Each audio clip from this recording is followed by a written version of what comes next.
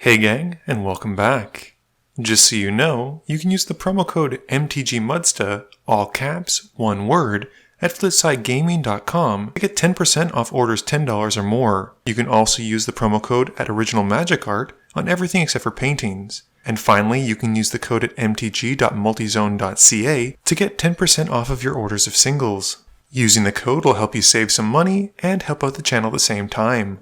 Today's game features some of the pre-constructed Commander 2019 commanders, and I'm playing Max's version of Elsha, Keeping Swords to Plowshares, Azorius Chancery, Irrigated Farmland, Hall of Heliod's Generosity, Inspiring Vantage, Winds of Abandon, and Clever Impersonator. Ben has been tinkering with his Kadena deck, keeping his Simic Signet, 2 Islands, Wild Call, Golgari Rot Farm, Reliquary Tower, and Hinterland Harbor. Max is tinkering with Ghired, keeping his Spire Garden, Windswept Heath, Exotic Orchard, Bramble Sovereign, Growing Ranks, Helm of the Host, and Ancient Stone Idol.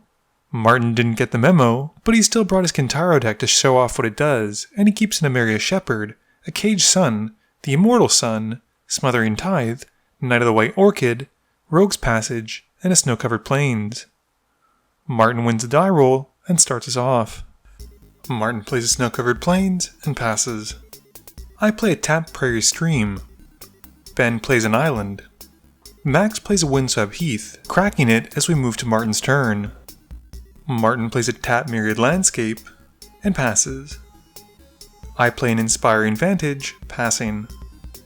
Ben plays his Hinterland Harbor and casts Simic Signet. Max finds his copy of Canopy Vista and starts his turn. Max plays a Spire Garden and casts Voice of Resurgence. Martin plays a Rogue's Passage, passing. I play an Island and pass.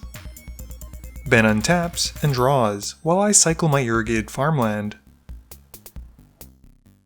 Ben plays a Reliquary Tower for turn, and pays 4 for Azuri Claw of Progress. This seems pretty decent in a Morph deck, and Ben passes. Max plays an Exotic Orchard, and casts Soul Ring. In response, Martin cracks his Myriad Landscape, and before passing to Martin, Max then casts a Bramble Sovereign. Martin plays a Snow-Covered Plains and casts Smothering Tithe. With the enchantment on the stack, I use Swords to Plowshares to exile the Bramble Sovereign and gain Max 4 life. I pay 2 to deny the treasure to Martin after drawing, and play an Azorius Chancery in my main phase, bouncing one of my tapped islands. I then pass to Ben. Ben draws and allows Martin a treasure. We then see a swamp from Ben, and he casts Kadena in his main phase. With nothing else, he simply passes. Max draws and lets Martin get his treasure. He does cast his commander, Ghired, who enters and makes a 4/4 Rhino before passing to Martin. Martin draws and dumps some treasures and taps some lands for the Immortal Sun. He then passes. I draw, not paying the 2. I play a Temple of Epiphany, scrying 1 and keeping it there. I then pay 4 for Clever Impersonator and have it come in as a copy of Max's commander, Ghired, who also enters and makes a 4/4 Rhino token. Ben pays the 2 for the Tithe and floats some mana. He drops an island tapping it as well, and casts a Golgari Signet, leaving 2 greens still floating in his pool. He uses it to cast a Wild Call where X is 0. He manifests his top card, putting 0 +1/+1 counters onto it. He also gets to draw from Kadena and gains an experience counter for Azuri.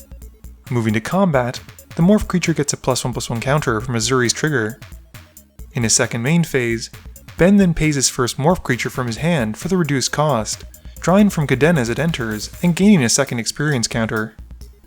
Max pays the 2 for Tithe, and then plays a Temple Garden, keeping with the 2s by taking 2 to have it come in untapped. He then plays a Growing Ranks. He swings Ghired at Martin and populates on attack, sending the new Rhino at Ben. Martin takes the 2 commander damage, while Ben takes the hit for 4 as well.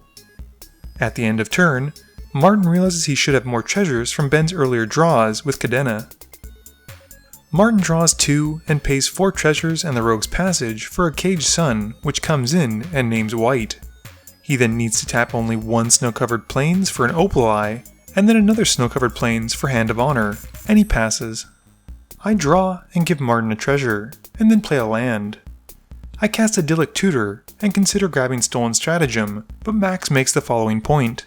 Notably, I can't think of a worse game for that to show up in. Why? Mono-white samurai morphs and tokens. After a good convincing, I decide to find Sunbird's Invocation instead. I then call the Ghostbusters to help cast Ghostly Prison and pass. Ben untaps and megamorphs his Enoch Survivalist on his upkeep. He blows up the Immortal Sun to cut off some of Martin's draw, and then draws for turn. He doesn't pay the 2 for the Tithe, and Martin gets a treasure. Ben then casts a reduced cost morph with Kadena's first ability, and draws from the second ability as it comes in. He also gains another experience counter.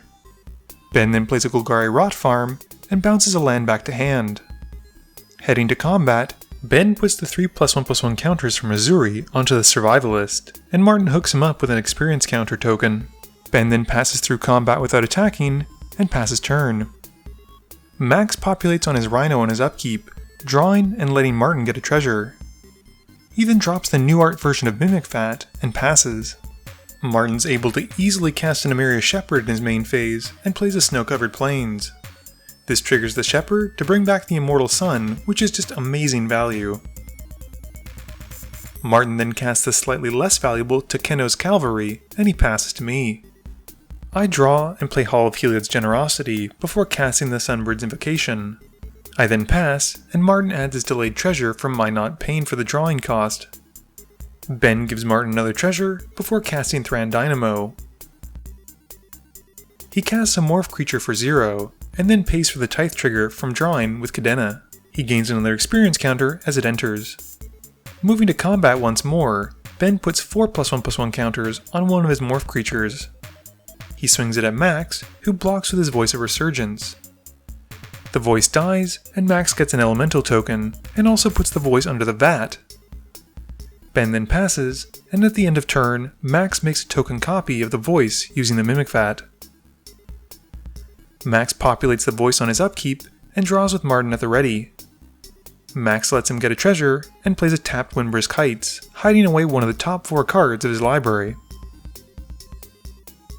Heading to combat, he swings Ghired at Ben. He makes an elemental token with his Populate trigger, who's fairly beefy at this point, and is swinging it at Martin. Martin blocks with one of his various samurai, while Ben stops Ghired with the Enoch Survivalist. In a super bold move, I must say, Max puts his commander under the Mimic Vat, and moves the voice to his yard, and it becomes clear what I must do. Martin draws his 2 and plays a Snow-Covered Plains, and brings back his Hand of Honor. He then drops an Inner Chamber Guard, and heads to combat. He swings the Emeria Shepherd at Max for 6, who takes the hit, and Martin passes. I play a tapped Celestial Colonnade, and didn't pay the Martin tax, giving him another treasure. I pay 5 in my main phase for Assemble the Legion, triggering the Sunbird's Invocation. I look at the top 5, hitting 2 goal-enabling spells, and choose to go with Return to Dust. I cast it for free, and since it's my main phase, I target Mimic Vat and the Immortal Sun. I then pass priority to Ben, who morphs his Mischievous Qunar, and gains a copy of my Return to Dust. He resolves his copy first, which only gets to exile 1 thing, on my Sunbird's Invocation, like a rude dude. We then move to my spell, and before letting the exiles resolve, Max makes another copy of his commander, who enters and makes a Rhino. I cast a Boros Signet, and at the end of my turn, Max exiles the token copy of his commander. Ben draws, letting Martin get his treasure. He moves through combat, putting more counters on his big morph creature, and swings it at Martin. Martin blocks with his Inner Chamber Guard, and with nothing else, Ben passes. Max populates his elemental token on his upkeep and draws for turn. He gives Martin the treasure, and we then see a Feldon come into play, and I elaborate to Max on a way to get his commander back. Well, I have your commander currently. Yeah. So you hate Mirage, Ghired, Okay. and then you somehow populate that copy. Yeah, that's And not then you that sacrifice- difficult. oh, I that's have it. a new plan. Back in the game. He passes, and Martin uses Enlightened Tutor. Ben likes this plan so much, he turns his Qunar face down again, and then remorphs it to get a copy as well. Martin finds a Mind's Eye, while Ben finds a Primordial Mist, with both of them putting the card on top of their library. Martin draws his Mind's Eye and casts it in his main phase. Heading to combat, the Shepherd hits Max for 5, and he passes back to me. I draw and pay the 2 to deny, while Martin pays 1 to draw with his Mind's Eye trigger. I play a command tower, and remember my assemble trigger, gaining a soldier token. I bring out Elsha next, and double up on not making people want to attack me with a propaganda. I pass to Ben, who at the end of turn, makes his Thespian stage into a rogue's passage. Ben draws, giving Martin a treasure. He plays a forest for turn, and casts his Primordial Mist in his main phase. Moving to combat, 4 more counters go on that one specific morphed creature, and he swings it at Martin again. Martin blocks with another Bushido creature, who dies for the greater cause.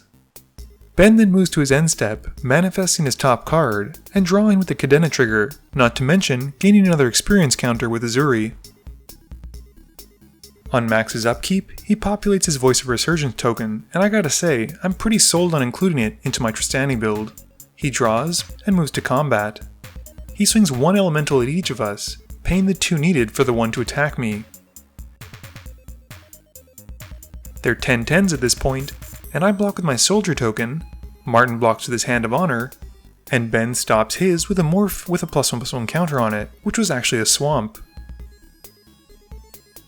Max then activates his Windbrisk Heights, and reveals a Heartpiercer Manticore. He sacrifices one of his elementals, and deals 11 damage to my face. Martin pays 3 treasure tokens for a Cloudstone Curio in his main phase, which doesn't strike me as a card we want to see. He follows up with a Kentaro, bouncing his Emeria Shepherd back to hand. Martin then pops his treasures because he's afraid of what I've been saying will be coming, and he passes turn. I draw for turn, and get 2 more soldier tokens on my upkeep. I cast Tragic Arrogance in my main phase to help reset the board. Ben does have a response though, turning face up one of his morph creatures to reveal a Hooded Hydra, which is a concern considering how many +1/+1 counters it has. I then pick my targets, and we wipe away the board except for those targets. With Max's voice tokens dying, he also gets 2 elementals, and Elsha also gains a prowess trigger, but I pass instead of attacking. Ben lets Martin get a treasure, and casts Treasure Find to bring back Azuri, Claw of Progress. He recasts the Corrupted Elf, and heads to combat.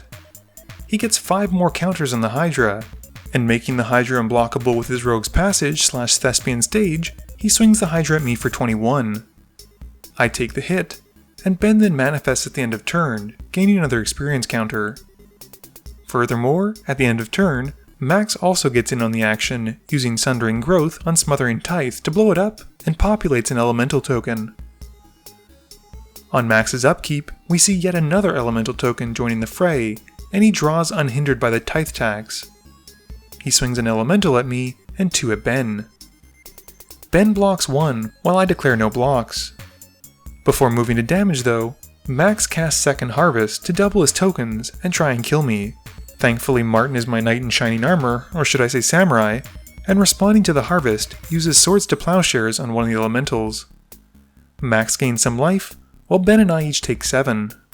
With nothing else, Max passes.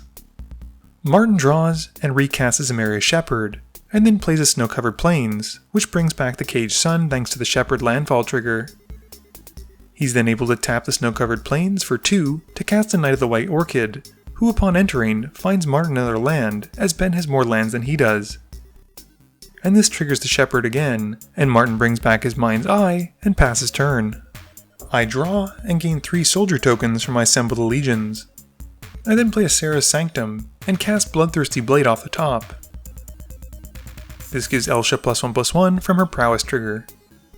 I then cast Is It Signet off the top, giving her another prowess trigger, pumping her again by +1/+1.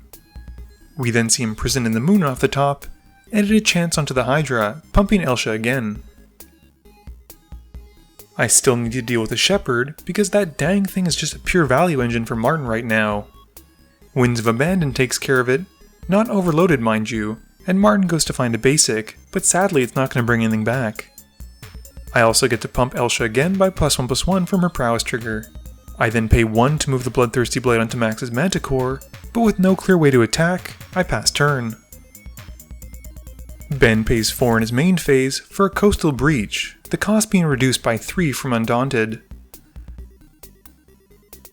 Before letting it resolve, Martin catches up by paying the 1 to his Mind's Eye to draw alongside Ben. Everything gets bounced back to hand, except, I might add, for the once Hydra/Land, who becomes a Hydra again with the bouncing of my aura.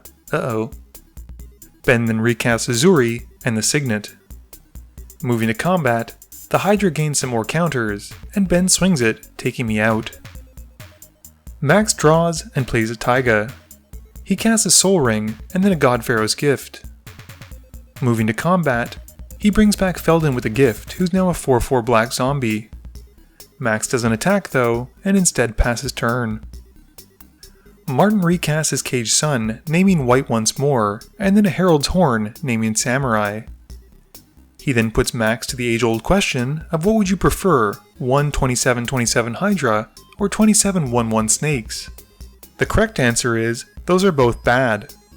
Also, Ben would gain 27 experience counters, which is just not what anyone wants, except for Ben.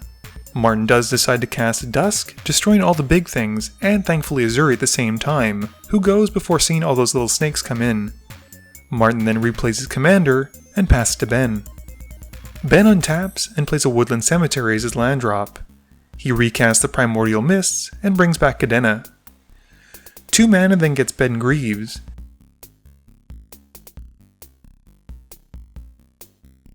And heading to combat, he swings the snakes at Martin, with Kadena going at Max. Before leaving the attacker's step, Max is able to flash in Ancient Stone Idol, who's reduced to basically being free thanks to all the snakes. The idol enters, and Max uses it to block Kadena. Martin also blocks one of the snakes, but still takes the 26 remaining from the unblocked ones. Ben then moves to his end step, and manifests his top card of his library. Max draws and heads to combat. He brings back the voice with his God Pharaoh's Gift, making it a 4/4 hasty elemental spirit ram thing token, and swings both of his creatures at Ben. Ben takes the hit for 16, and Max then casts Tristani, and then recasts Heartpiercer Manticore once more. He sacrifices the stone idol, dealing 12 to Ben's face, and with the idol dying, makes it 6/12 token, and gains 12 life, and gains some life from the Heartpiercer Manticore. Martin draws, and casts an Aetherflux Reservoir. He then recasts the Knight of the White Orchid, gaining 2 life, and then Mind's Eye, gaining 3 more. Martin then also casts Sensei's Golden Tail, gaining 4 more life, before following up with a Mirror Entity and gaining him 5. Martin then pays enough to make Kentaro unblockable, and takes out Ben.